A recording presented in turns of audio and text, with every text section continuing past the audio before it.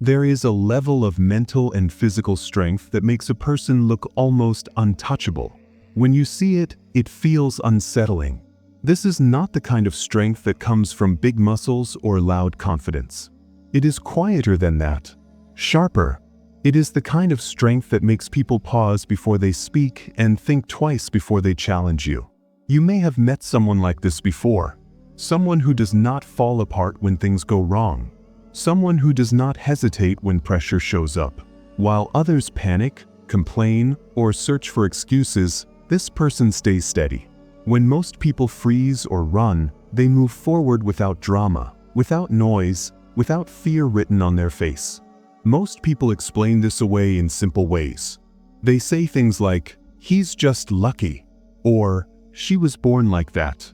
Some say, "Of course he's strong, he has the right connections." Others blame genetics, timing, or privilege. These explanations make people feel better because they remove responsibility. If strength is luck, then failure is not your fault. But that explanation is wrong. People who reach this level of strength are not lucky. They are not special. They are not protected from pain. In fact, the truth is much harder to accept. This kind of strength has a cost, a heavy one, and most people are not willing to pay it. The price is discomfort. The price is facing weakness instead of hiding it. The price is choosing effort when comfort is easier. The price is giving up excuses, habits, and identities that feel safe. Many people want the results, but they do not want the process. They admire strength from a distance while criticizing it up close. This is why strong people are often misunderstood. They are judged by those who never stepped onto the battlefield. They are called obsessive, extreme, or cold. But deep down, the criticism comes from something else. It comes from the fear of knowing that the strength was earned, not given. Centuries ago, in Japan, there was a man who reached this level. A man who lived in a brutal time where strength was not a metaphor, but a requirement for survival. He faced real danger, real opponents, and real death. And he never lost. He was not the biggest. He was not the fastest. He was not born superior. Yet again and again, he walked away standing while others fell. Before he died, this man wrote down everything he had learned. Not as inspiration, not as philosophy, but as a guide, a map, a way to strip weakness down to nothing and build something unbreakable in its place. Most people know his name, or at least they have heard it before, but very few understand what he actually discovered. And even fewer are willing to live it. Before you can understand how strength is built, you first have to understand the man who proved it was possible. The man who proved this level of strength was possible was named Miyamoto Musashi. He lived in Japan during the Tokugawa era, a time when life was shaped by discipline, combat, and constant danger. This was not a world of theory or comfort. Mistakes were punished immediately, and weakness often meant death. Musashi was a swordsman, but calling him only that would miss the point. He fought in more than 60 duels, starting when he was just 13 years old. He never lost a single one.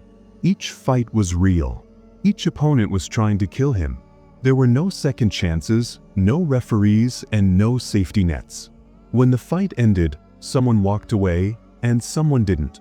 What makes this record even more unsettling is that Musashi was not physically impressive. He was not the tallest. He was not the fastest. He did not rely on brute force or raw strength.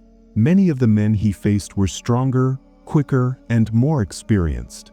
On paper, Musashi should have lost. But he didn't.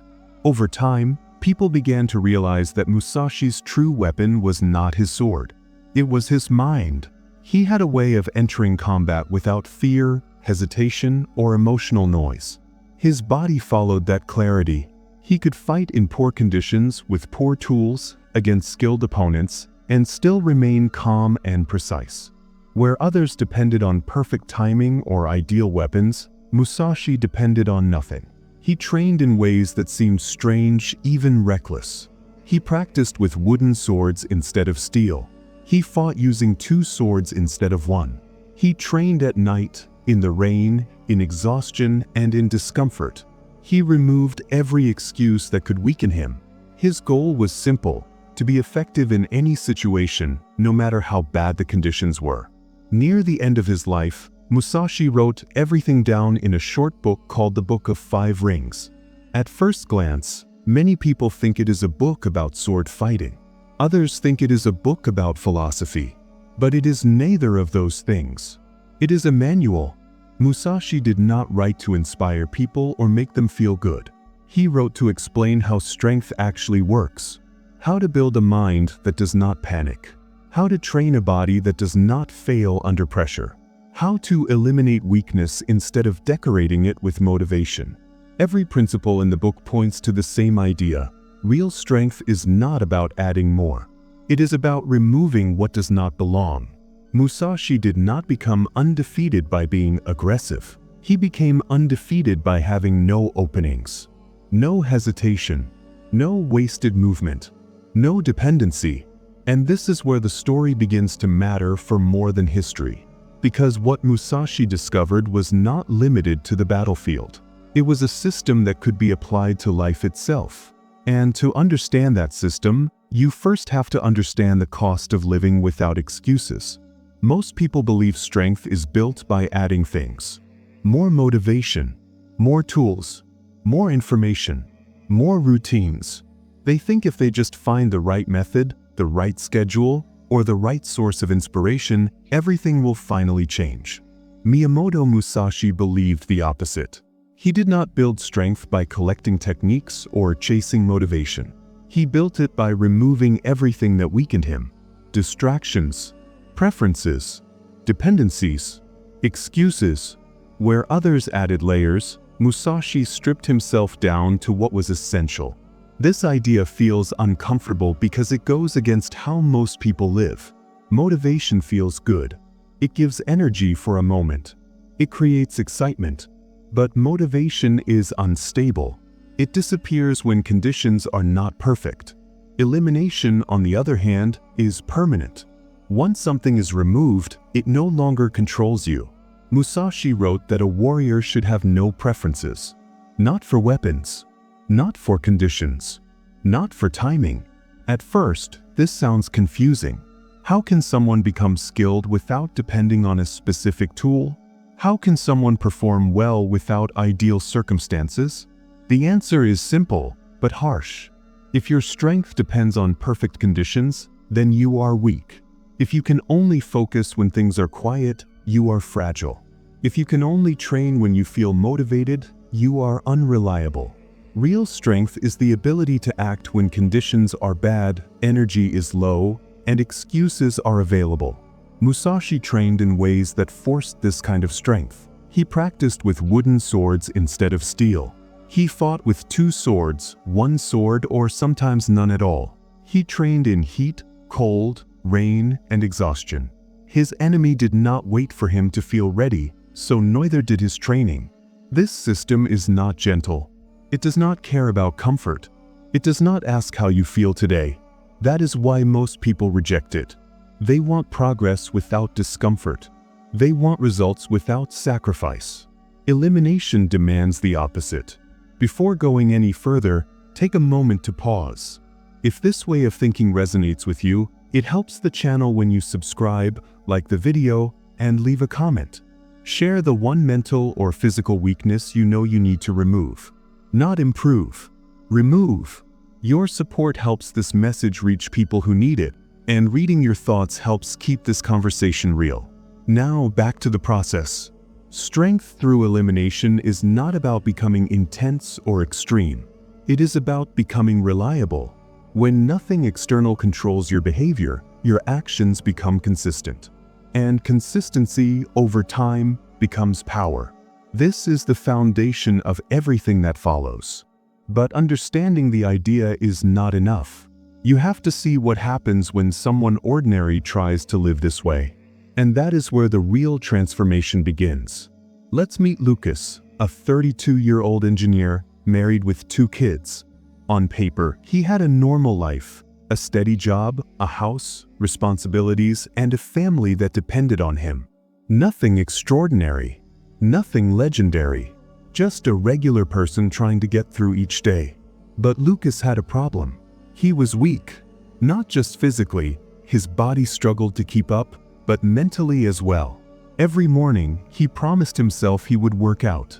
He bought a gym membership 3 separate times, and each time, he canceled it after only a few weeks. He would start a diet on Monday and break it by Wednesday. He told himself he would wake up early, but the snooze button always won. This pattern repeated itself endlessly: strong intention, weak execution. The desire was there, but the follow-through was not. And that wasn't the only issue. When work got tough, Lucas froze. When he needed to have a difficult conversation with his wife, he postponed it. When his children required guidance, discipline, or lessons in values, he left it all to her. He was living on autopilot, reacting to events instead of taking control. Every day felt the same: promises made, promises broken, discomfort avoided. It was a life dictated by habit rather than by choice. Lucas didn't just struggle with physical weakness. He struggled with decision-making, self-discipline, and emotional control. His mind wandered when it should have focused. His body hesitated when it should have acted. He wanted change, but change demanded more than desire. It demanded a system, a structure, and a willingness to be uncomfortable. And then came the moment that shattered the illusion that he could continue like this. In the middle of an important work meeting, his body betrayed him. His heart raced, hands trembled, and the room began to spin. Lucas had a panic attack in front of his boss. Tests at the doctor came back normal. Physically, he was fine. But mentally, he was unprepared. The diagnosis was clear: stress, anxiety, and a lack of mental fitness. The doctor's words hit hard. Your body is reacting to threats that don't exist because your mind hasn't learned to tell real danger from discomfort. You need to train your nervous system. Lucas had spent decades avoiding difficulty, and now the cost of avoidance was obvious. Everything he had ignored, his body, his mind, his habits, had accumulated into a moment he could no longer escape. That moment became a turning point. Lucas realized he had to stop waiting for motivation, luck, or perfect conditions. He needed a method, a system that could turn his weaknesses into strengths. And in his search, he discovered Miyamoto Musashi, not as a distant historical figure, but as a guide. A man who had lived 400 years ago yet had left a blueprint for building a mind and body that could endure anything. Lucas was ordinary. But what he was about to learn would start transforming him into something extraordinary. Lucas's life hit a breaking point in the most ordinary of places, a work meeting. He had been trying to hold it together, trying to push through the stress, but suddenly everything unraveled. His heart raced uncontrollably, sweat dripped from his hands, and the room started to spin. He couldn't focus. He couldn't speak clearly. All he could do was leave the room, hoping no one noticed how completely he had collapsed. The panic attack wasn't just embarrassing, it was a wake-up call. Something in his mind and body was broken. Lucas went to the doctor, hoping for a simple explanation. The tests came back normal. There was no physical disease, no hidden illness. Physically, he was fine. But mentally, he was failing. The doctor's words cut deep. Your body is responding to threats that aren't real because your mind hasn't learned to tell the difference between real danger and mere discomfort. You need to train your nervous system. Lucas realized the truth in that statement. Every skipped workout, every avoided challenge, every postponed responsibility had trained his body and mind to react as if minor stress was a life or death situation. His nervous system had been conditioned to panic. It was a hard truth. He had been living in reaction instead of control. But in that realization, there was also a spark of hope. If the nervous system could be trained to panic under harmless stress, it could also be trained to remain calm under real pressure. Lucas needed guidance, a system, a method proven to build resilience. That's when he discovered Miyamoto Musashi, not just as a legendary swordsman of the Tokugawa era, but as a teacher through his writings. Musashi didn't leave a book of philosophy meant to inspire lofty ideas. He wrote a manual of warfare applied to life. Lucas began to understand that the same principles that allowed Musashi to survive and win every duel could be applied to training the human mind. Every duel, every battle, every moment of pressure could be used as a lesson in mastery, if you knew how to approach it. This was the moment when ordinary weakness met extraordinary possibility. Lucas's collapse wasn't the end, it was the beginning. The first step toward training his mind, his body, and his nervous system to withstand anything life could throw at him. The panic attack was terrifying, but it also became the doorway. The doorway to a system that could transform fear into calm, hesitation into action, and weakness into unshakable strength. Lucas was about to step into a world where strength wasn't about luck or genetics, it was about elimination, discipline, and unyielding practice. And that world began with Musashi's map, the Book of 5 Rings.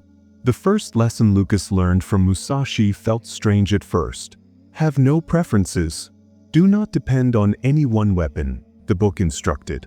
Lucas scratched his head. How could strength come from not relying on anything specific? How could mastery exist without a favorite tool or a perfect setup? Then it clicked. Musashi wasn't talking about swords, he was talking about life. True strength didn't wait for perfect conditions. You couldn't only train when the weather was right, when equipment was available, or when you felt rested. If your abilities depended on comfort or convenience, you were weak. Musashi himself practiced endlessly with wooden swords, metal swords, 1 sword, 2 swords, or even no sword at all. He trained in rain, wind, cold, and heat. The enemy didn't pause to make life convenient. Why should the warrior? Lucas stared at himself in the mirror and realized the harsh truth. His own discipline was fragile. He could only focus at the office. He could only eat healthy if someone prepared the meals. He could only work out when he had energy and time. His strength relied on conditions outside his control. It was time to change. Lucas began with something simple: push-ups. No gym, no schedule, no excuses, just the floor and his body. He started with 20 push-ups every day. Any time, any place, under any conditions. The first week was manageable. The second week hurt. By the third week, work travel threatened to break his streak. The fourth week he got sick. Normally he would have quit. But he remembered Musashi's principle, never zero. If he couldn't do 20, he did 10. Couldn't manage 10? He did 5. The point wasn't the number, it was continuity. No matter what, he never missed a day entirely. That small, relentless practice began rewiring his habits and his mind. This was elimination in action. Lucas wasn't adding complicated routines or motivational speeches. He was removing every dependency, every excuse, every fragile condition that kept him weak. Every push-up, every consistent repetition became a proof that he could act regardless of circumstance. By removing reliance on comfort, Lucas discovered the first taste of freedom. He could act even when tired, sick, or distracted. Musashi's method wasn't easy. It was meant to be uncomfortable, meant to test persistence. But this principle, discipline without conditions, was the foundation of unbreakable strength. Lucas was no longer waiting for ideal conditions. He was learning to act, persist, and survive exactly as he was, wherever he was, with nothing but his body and his will. By day 40 of his push-up routine, Lucas's body was stronger, but his mind still felt like chaos.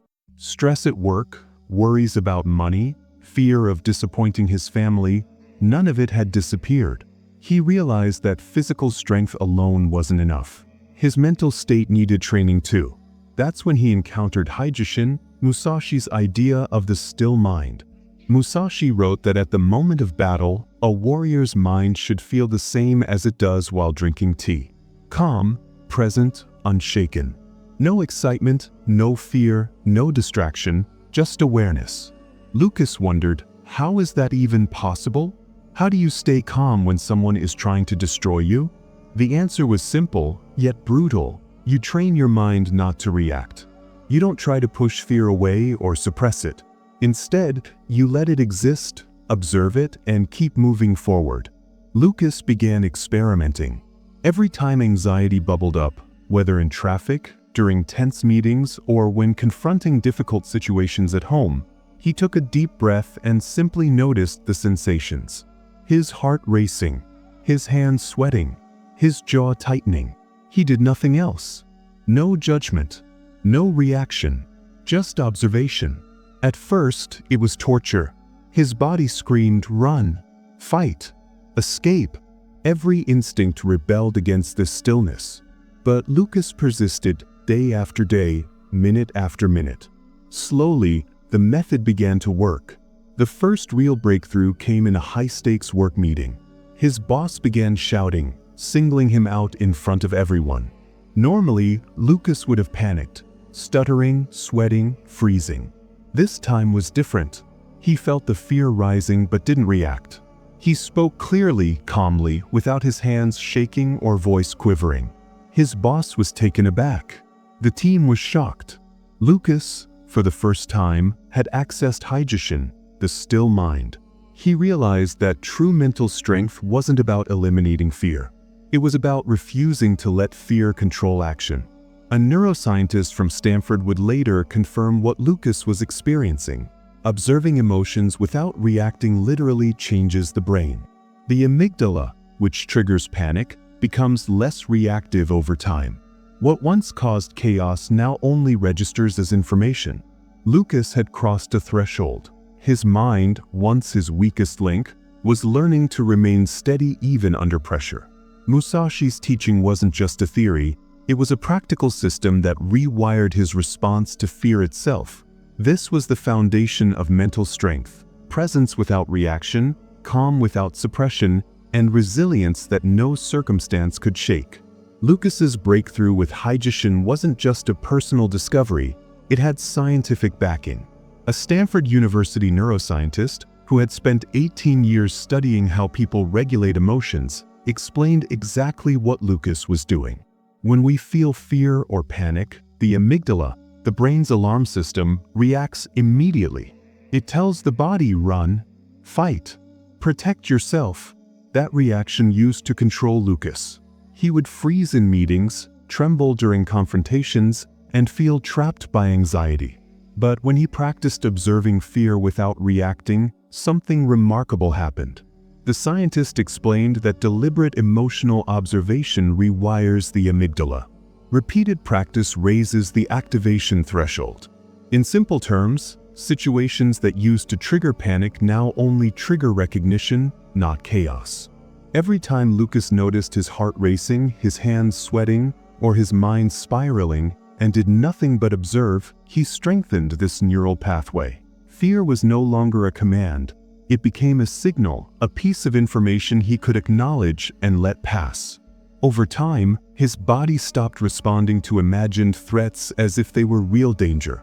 Traffic jams, tense meetings, and arguments that once triggered panic became manageable. Lucas had essentially trained his nervous system to respond only when there was actual risk, rather than reacting to every discomfort. Science had now confirmed what Musashi had taught centuries ago. The mind could be trained like the body. Mental strength, calm under pressure, and the ability to act without fear weren't mystical. They were practical, measurable, and repeatable. For Lucas, this wasn't just reassurance, it was proof. He wasn't lucky, genetically gifted, or simply disciplined by chance. He had built an unshakable mind through consistent practice, observation, and awareness, exactly as Musashi had prescribed. By combining physical persistence with mental stillness, Lucas was beginning to embody the principles of a warrior, where fear no longer dictated action, and every challenge became an opportunity to remain steady. This scientific validation reinforced his commitment. He knew now that he wasn't chasing an abstract idea. He was following a system that worked both practically and neurologically. Fear had become recognition, hesitation had become observation, and chaos had become control. Lucas's journey was no longer guesswork. It was a step-by-step path that merged ancient wisdom with modern science. Physical strength alone wasn't enough. Musashi knew that a calm mind without a capable body was meaningless. He wrote, "When the body is weak, the mind wavers.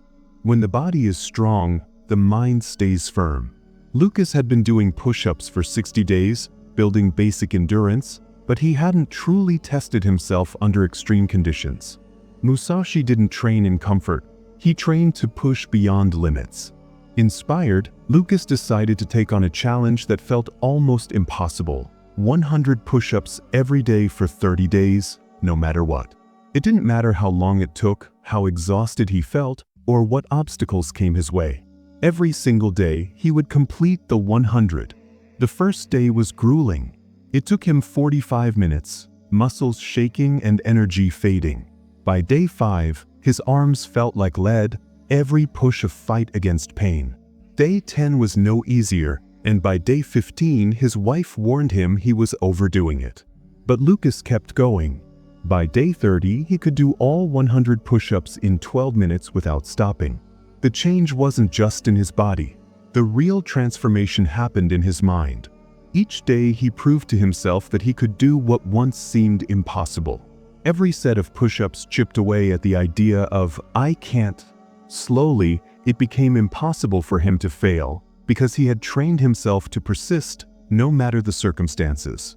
This was Seini no I, the way of the warrior. Musashi taught that strength wasn't about talent or luck. It was about eliminating the belief that something is impossible.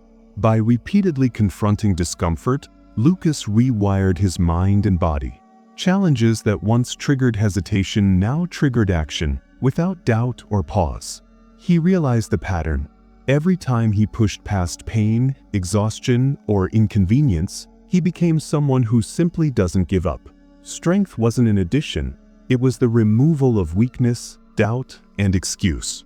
The warrior doesn't ask if it's possible, he simply does it.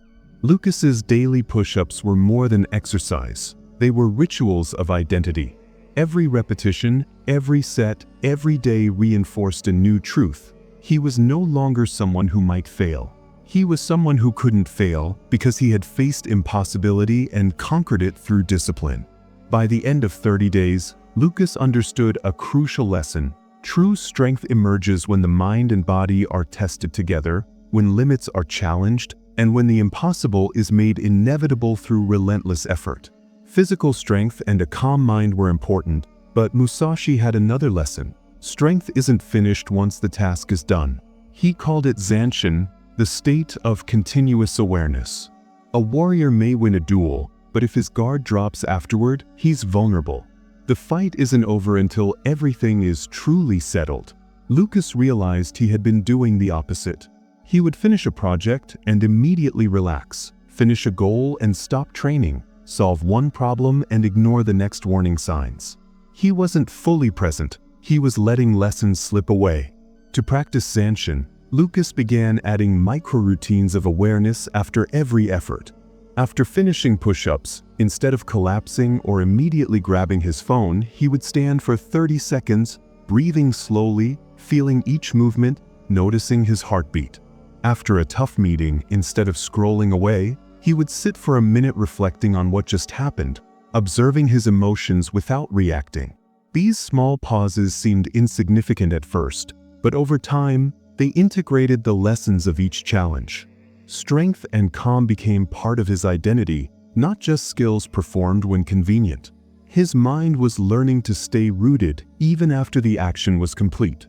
People around Lucas started noticing the difference. At work, colleagues commented, "You seem more present. Nothing seems to shake you." His wife noticed immediately, asking, "What's changed? You're like a different person." Even friends remarked on how calm and collected he had become. Zanshin wasn't about showing off or achieving perfection. It was about not letting your guard drop, even in ordinary moments. Every second of awareness reinforced his mind-body integration. Lucas wasn't just reacting to life. He was living each moment fully, aware, and unshakable. Through Zanshin, Lucas discovered that real mastery is subtle. It's in the moments after action, in the time most people waste by switching off or checking out. By practicing awareness continuously, He strengthened not only his reactions but his capacity to learn, adapt, and maintain control long after the immediate challenge had passed. Musashi's wisdom became clear. Winning isn't only about the battle itself, it's about what you do after.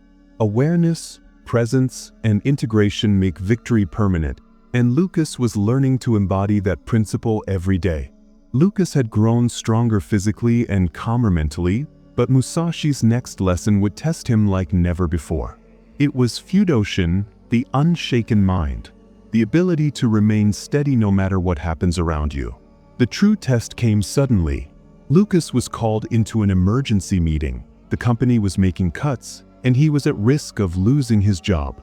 In the past, this situation would have sent him spiraling, heart racing, thoughts panicking, imagining every possible disaster. But this time was different. He felt the initial shock, yes, but he did not react. His mind stayed still. His body didn't go into fight or flight. He simply observed the situation calmly. "I see," he thought. "What's the plan?" His boss was caught off guard by the calmness. "You have 30 days, the boss said. Lucas nodded, thanked him, and walked back to his desk.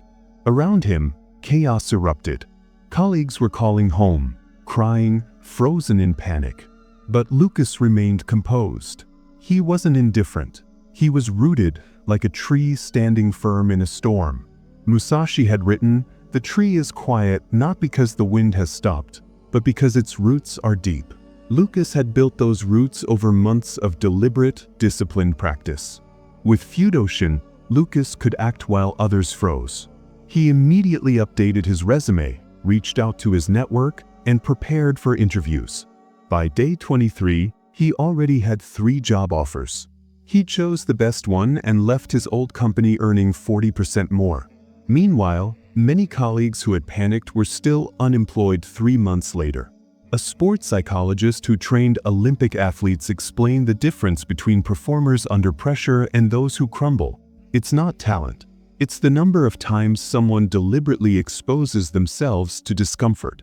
Lucas had practiced presence, endurance, and emotional control repeatedly until it became second nature. Fudoshin showed him that resilience isn't a trait you are born with. It's built repetition by repetition. By remaining unshaken under extreme pressure, Lucas was no longer merely strong. He had become someone others could rely on, someone unbreakable even when everything fell apart around him. This was the power of the unshaken mind, the ability to face chaos without panic, to act decisively while others faltered, and to convert fear into clear, effective action. After mastering his unshaken mind, Lucas encountered Musashi's most subtle and powerful lesson, Hyoho, the strategy of emptiness. It wasn't about fighting harder or being stronger, it was about thinking differently.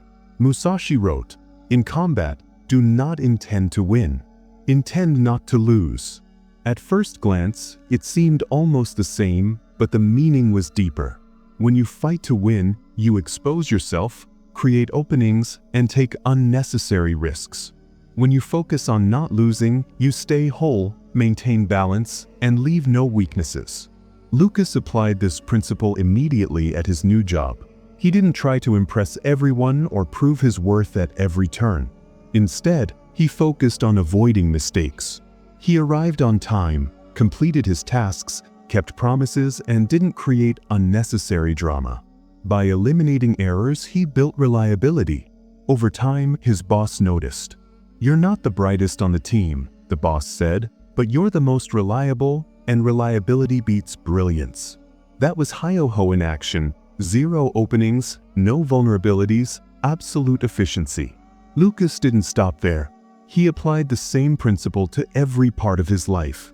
In his diet, he didn't aim for perfection but avoided junk food during training. In his exercise, he didn't push for records but never skipped a day. In his relationships, he didn't try to be flawless but always kept his word. The idea was simple but radical. Strength comes from removing weaknesses, not adding extra effort. By eliminating gaps in his work, body, mind, and habits, Lucas became unassailable. Musashi never lost a duel not because he was the fastest or strongest, but because he never gave an opening. He studied his opponents, waited patiently, and struck at the perfect moment. Absolute efficiency. Zero waste. Lucas had internalized Hyoho. By focusing on not losing instead of winning, he gained control over every area of his life. No errors, no oversights, no weaknesses. Everything he did became flawless execution, silently powerful, and strategically unbreakable. This principle showed that true strength isn't always about flashy victories. It's about eliminating openings so nothing can harm you, physically, mentally, or socially. That was the essence of Musashi's strategy of emptiness. Complete control through absence of weakness, a lesson Lucas would carry for life. 6 months into his transformation, Lucas had become stronger, calmer, and more disciplined than ever before. But there was still one final obstacle standing in his way.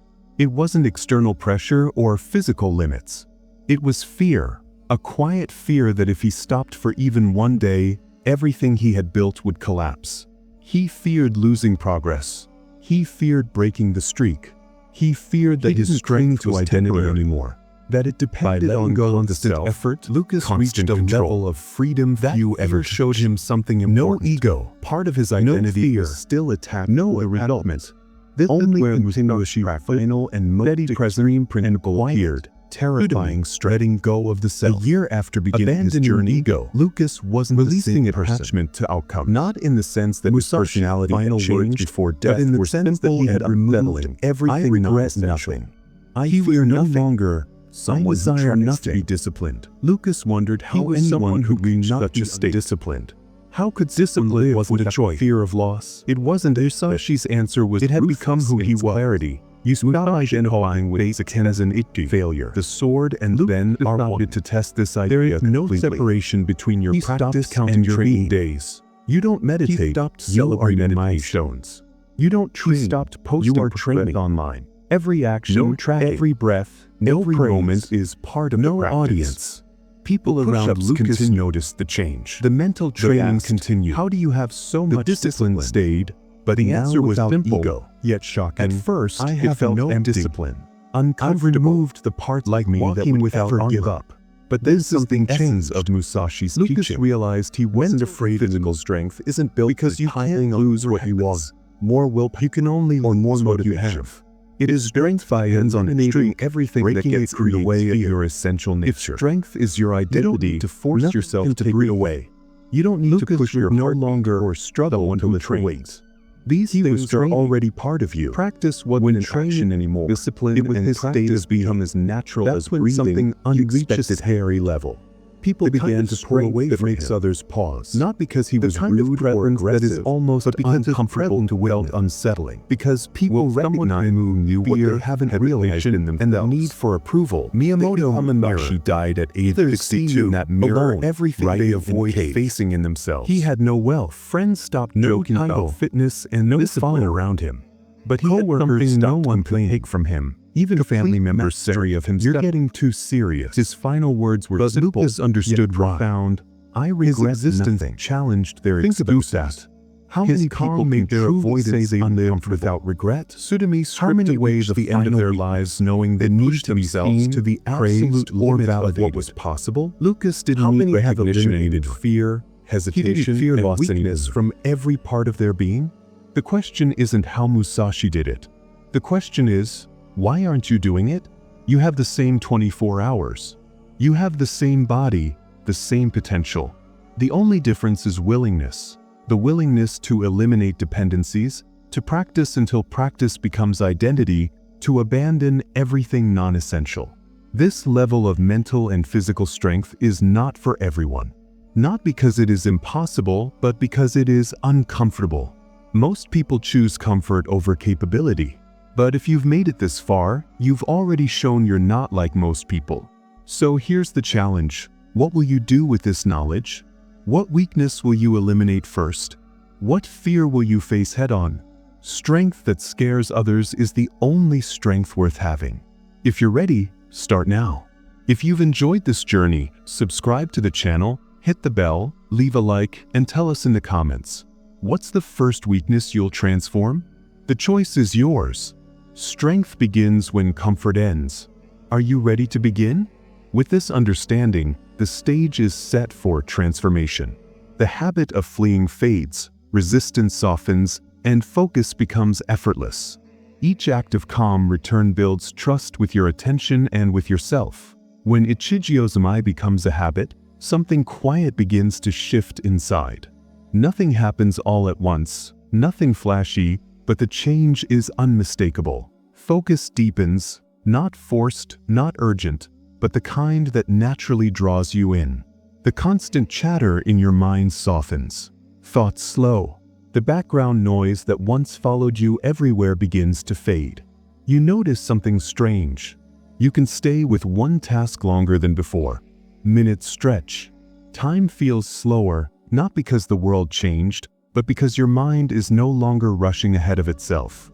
Work feels lighter, not because it's easier, but because you're no longer fighting your own attention while doing it. Tasks that once carried resistance now feel approachable. The hidden tension dissolves. The quiet urge to escape weakens. Confidence emerges, not loud, not performative, but silent and sure. You know you can stay. You can endure boredom, effort, and difficulty without fleeing. Presence becomes natural. This is mental strength in its truest form, not domination, not aggression, but stability.